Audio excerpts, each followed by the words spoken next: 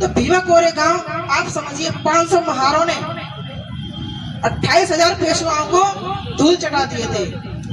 तो वो क्यों चटाए थे?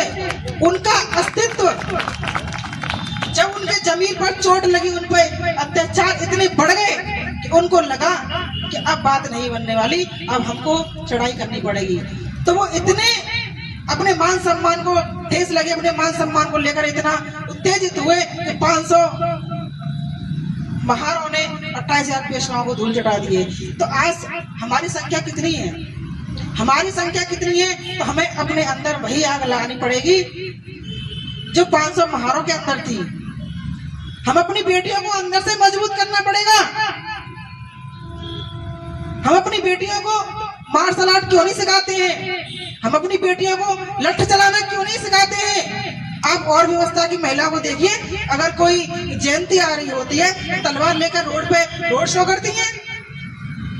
उनके लिए कोई कानून नहीं है, उनको जो कोई अरेस्ट नहीं करेगा, ना उनके खिलाफ कोई FIR करेगा, क्योंकि वो मजबूत हैं, मुट्ठीभर लोग हैं, वो इकट्ठे हैं, मजबूत हैं। हमें अपनी बेटियों को, अपने बेटों को अंदर से मजबूत करना पड़ेगा, जब हम ये जंग जीत पाएंगे। खाली जैबिंग करने से हम ये जंग जीतने वाले नहीं है। तो मैं भाई को बहुत बहुत साधुवाद करती हूँ कि इस कार्यक्रम में पहल कर रहे हैं और हम इनके साथ हैं।